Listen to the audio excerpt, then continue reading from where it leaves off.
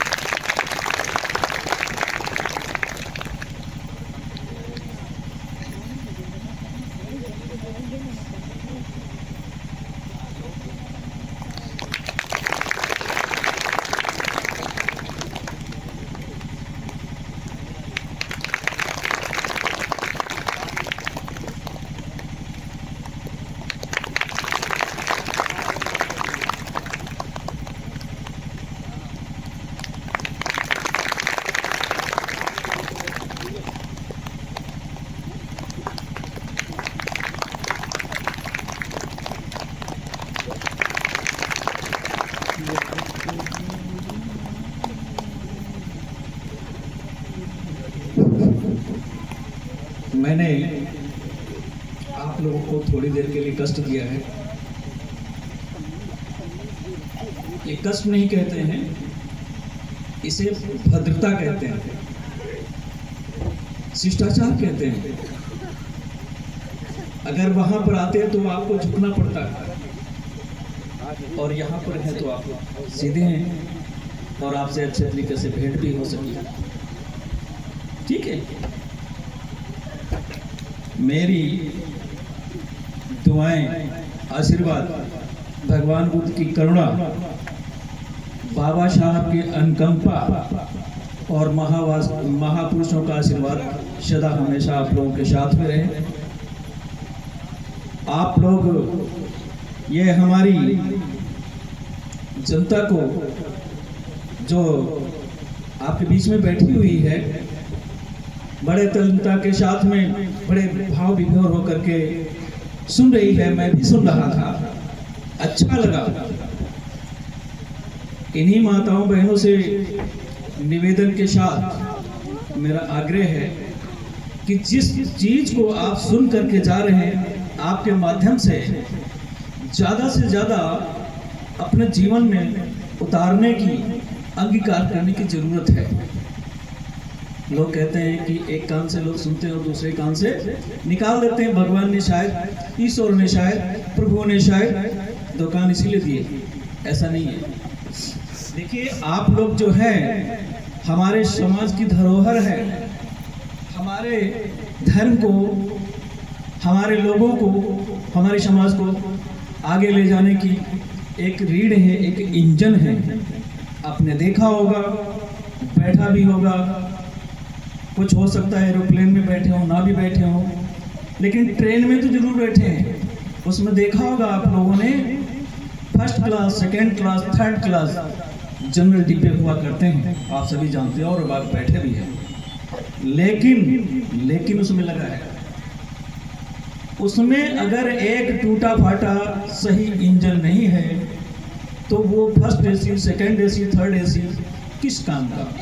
और आप सब माताओं बहनों मेरे घर का इंजन है, और इस समाज को आगे ले जाने का काम, जिम्मेदारी आपकी है। मेरे भी इशारों को नहीं समझ पा रहे, मेरे अर्थ थोड़े गूढ़ होते हैं, कबीर साहब ने बहुत पढ़ा, उनके बहुत से ऐसे अर्थ हैं जो लोगों के समझ के बाहर हैं। लोगों में बोल देता हूं तो लोग समझ भी नहीं पाते कि आप क्या कह रहे हैं। मेरे कहने मतलब है, जो आप लोग ये अभी करवा चौथ करते हो, मेरी बीवी नहीं रहती और मैं मरा भी नहीं, मरूंगा भी नहीं। मौत किसी के रोकने से रुकती नहीं और जन्म किसी के करने से होता नहीं। ये प्राकृतिक क्रियाएं हैं, अपने आप होती रहती हैं। इसलिए अंधविश्वास के चक्कर में मत पड़ो। मेरी बात को समझ रहे हैं आप? अंधविश्वास के चक्कर में मत पड़ो। जो सिंदूर लगाए हैं, बहुत सी मेरी माँ बहनों को अखर जाएगा। मैं साइंस का हूँ, डॉक्टर हूँ। ये रेड है। ये जो सिंदूर लगाती हैं, ज़्यादा लगाती हैं, उनकी बुद्धि कुंद हो जाती है। ये रेड है, आपको नहीं पता है। PbO3 इसका फार्मूला है, केमिकल। तो मेरे कहने मतलब, आप यहाँ से जो सुन के जाती हैं, आप हमारे कथावाचक जी जो कहते हैं उसको जीवन में अंगीकार करना है। अपने बच्चों में उन संस्कारों को जाना है, ले जाना है, उनको देना है। तभी तो हमारी आगे परिपाटी ये काम कर पाएगी और तभी हमारे बाबा साहब का सपना भी पूरा हो पाएगा। शिक्षित बनो, संगठित रहो, संघर्ष करो। केवल नारा देने से कुछ नहीं होता। अगर आप मिठाई सकर करेंगे, गुड़ करते रहेंगे तो मुंह तो फिर आपका कभी मीठा नहीं होना, वो तो खाने से ही होगा। तो नारा देने से कुछ नहीं होता है। अपने जीवन में उतारो। बहुत सी गलतियां हैं। आज मेरी भतीजी की सगाई थी, मैं उसमें व्यस्त हो गया। मैंने सुनील जी को फोन किया कि टाइम मिलेगा तो मैं आऊँगा, नहीं आ पाया, इसलिए मुझे इस समय आना पड़ा। और वहाँ पर भी सगाई तो एक रस्म थी, जो मैं यहाँ कह रहा वही उनको भी कह रहा था कि कहीं ऐसा न हो अभी मेरी भतीजी को ब्याह करके ले जाओगे, फिर कहोगे करवा चौथ रहो, यहाँ पर गणेश लक्ष्मी की पूजा करो, जो मेरे समझ में नहीं आता है। अभी कुछ यहाँ और वहाँ कुछ और। मेरे यहाँ भावरे नहीं पड़ती हैं, आप कहोगे कि वहाँ भावरे नहीं पड़े, मेरे शादी नहीं। मेरे यहाँ पैर पूजन नहीं होता है, आप कहोगे पैर पूजन नहीं हुई तो मेरी शादी नहीं हुई है। मैं आप लोगों से पूछता हूँ, कुछ तो यहाँ पढ़ और कुछ अनपढ़, कुछ शिक्षित कुछ अशिक्षित लोग हैं। लेकिन ये बताओ, जिनकी भावरे नहीं पड़ती उनकी शादी नहीं होती है। मुस्लिम धर्म में कोई किसी की भावरे होती हैं? नहीं। कोई आज तक अंग्रेज को सुना है उसने भावरे डाली हैं? उनकी शादी नहीं होती, उनकी बीवियां नहीं होती, उनके बच्चे नहीं होते। इन चीजों से दूर रहने के लिए आपको कहा जा रहा है। बाकी तो खान पान और अन्न जल ग्रहण जैसा होता रहा है वैसा तो वो होता ही रहेगा। अपने विचारों में परिवर्तन लाना है, अपने संस्कारों में परिवर्तन लाना है। आप बुद्ध कथा कहते हैं, मैं बुद्ध पूजा करता हूँ। आपका बड़ा प्रोग्राम होता है, हमारा छोटा होता है और आपके घरों में होता है। हम आपको जब भी बदल पाएंगे जब आपके घरों में बुद्ध कथा के साथ में बुद्ध पूजा। और बुद्ध पूजा ये निश्चित कर लो कि इस हफ्ते इनके घर में है तो अगले हफ्ते किसी और के घर में, और इस तरह से ये संस्कार बढ़ता चला जाएगा। अपने जो मुंडन है बच्चों के, अपने घर में जो ये क्या नाम, आप लोग अभी बर्थडे भी खूब मनाते हैं, तो इनमें करिए, लेकिन पंचशील के साथ में करिए, त्रिरत्न के साथ में करिए, तब तो अच्छा भी लगेगा। वहाँ तो आप जाते नहीं हो, संस्कारक बनने नहीं चाहते हो। आप कथावाचक हैं और मैं संस्कारक हूँ। मैं आप लोगों का जिम्मा उठा सकता हूँ, मैं आपके घर की शादी करा सकता हूँ, आपके बच्चों का मुंडन करा सकता हूँ, जितने भी कार्यक्रम हैं वो मैं करवा सकता हूँ। मेरी माताएं बहनें देवी गीत खूब गाती होंगी, मगर अगर कहा जाए कि भीम गीत गाओ, बुद्ध गीत गाओ, ये नहीं आता है। तो फिर ऐसी बुद्ध कथा सुनने से क्या फायदा है? आप लेके जाओ, यहाँ लेने आए हो, श्रवण करो, श्रवण करने के बाद में फिर उसको कंठस्थ करो। जो अपने आप को याद हो जाए तो दूसरों को भी बता दो। कहने के लिए मेरे पास बहुत कुछ है, लेकिन जो मैं भी यहाँ घुटना टेक करके हम भगवान बुद्ध बाबा साहब को प्रणाम कर रहे थे, उस पर छोटा सा एक चुटकुला मैं सुनाऊंगा और आप लोगों से क्षमा चाहूँगा। अनायास ही आप लोगों को तकलीफ दी है नीचे उतरने की, पर ऐसा मत समझना। मेरे तो कहीं बड़े आपसे स्टूडेंट होते हैं तो MD PhD करते हैं, मेरे कॉलेज में पढ़ते हैं, वही मुझे समझ लेना और कोई बात नहीं है, ठीक है। आप कृपया अपना अपना आसन ग्रहण कीजिए और मैं इनको एक छोटी सी कहानी सुनाऊंगा, ठीक है।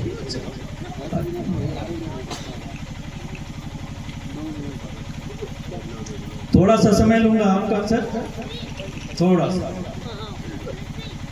जो मैं भी यहाँ पे अपने घुटनों के बल बैठ करके भगवान बुद्ध और बाबा साहब को प्रणाम कर रहा था, ये कोई छोटी मोटी चीज नहीं है।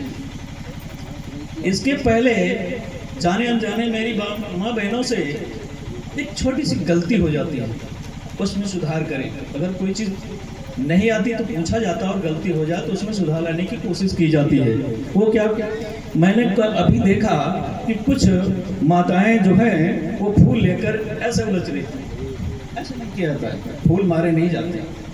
कुछ पैसा ले करके वो ऐसे ऐसे ऐसे करती हैं, ऐसा नहीं किया जाता है। लाना है तो पैसों को इसमें ऐसे रख दीजिए, हाथ जोड़ लीजिए, आहिस्ता से ऐसे करके चढ़ाते हैं। ये हमारी रीति है। हम ये नहीं कहते हैं कि आप अपनी खीर में बालू मिला लो, मजा कैसा रहेगा बताएंगे।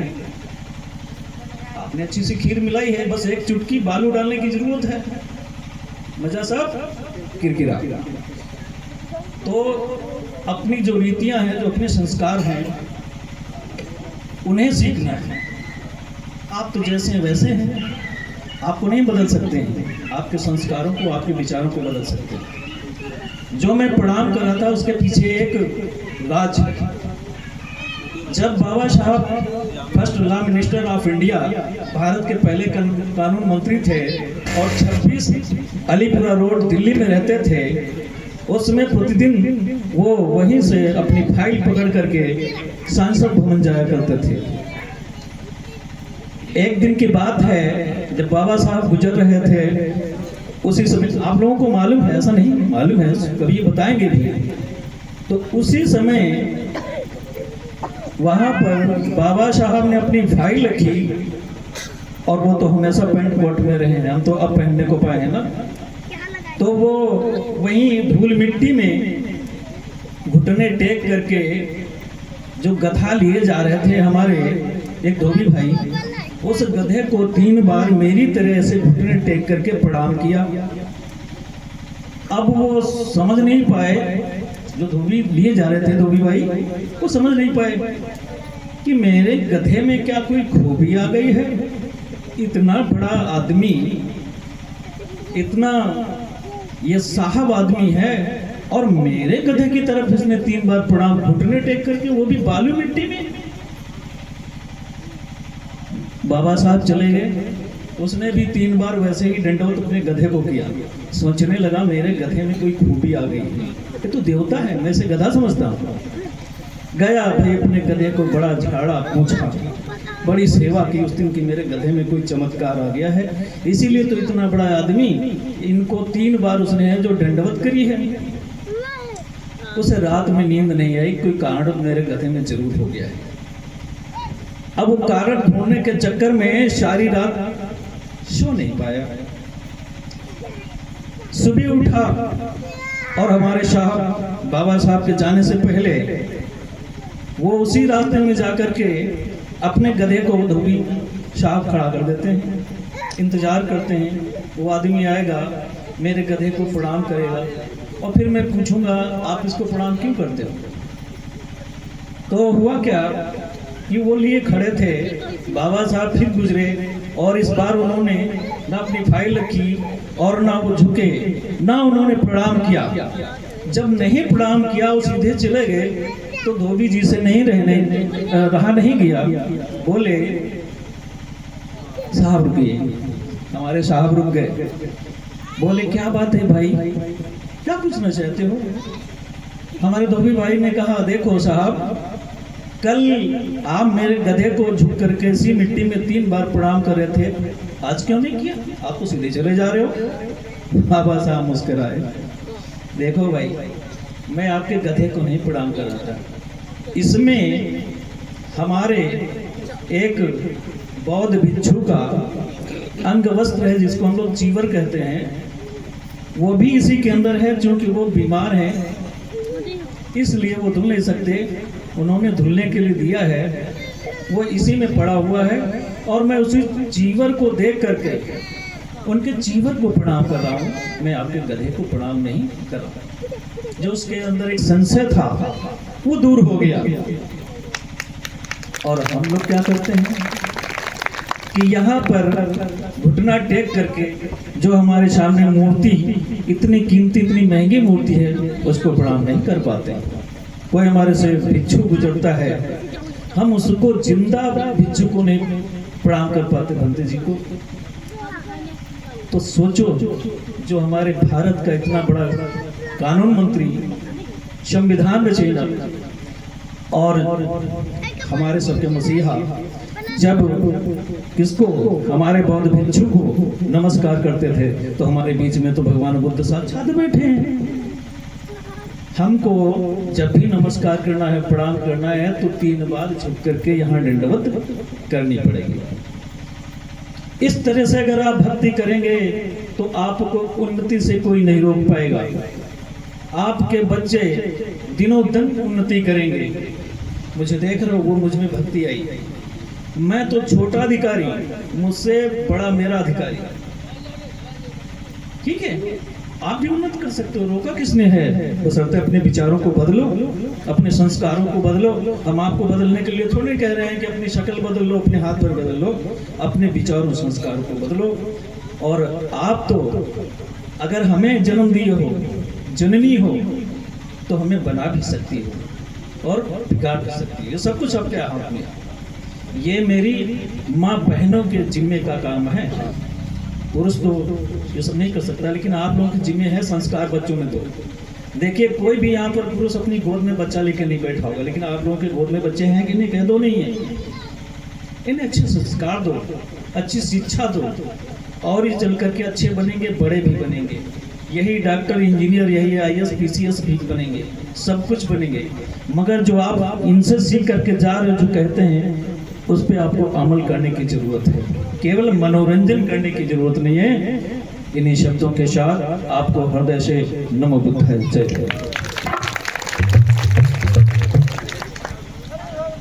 हम इसी बीच में चाहेंगे कि हमारे बीच में ओम प्रकाश जी आए और मुख्य अतिथि डॉक्टर रामशंकर जी का, गौतम जी का स्वागत करें पंचशील से। और हमारे सलाहकार जी आ जाएं, भगवती प्रसाद भास्कर जी, और उपाध्यक्ष जी आ जाएं, मनीराम गौतम जी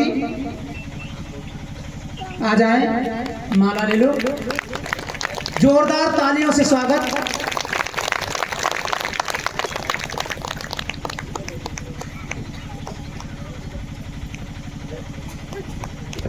जोरदार तालियों के साथ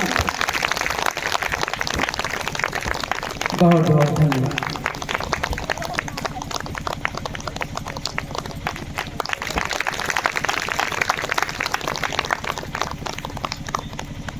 अब हम चाहेंगे हमारे गायक,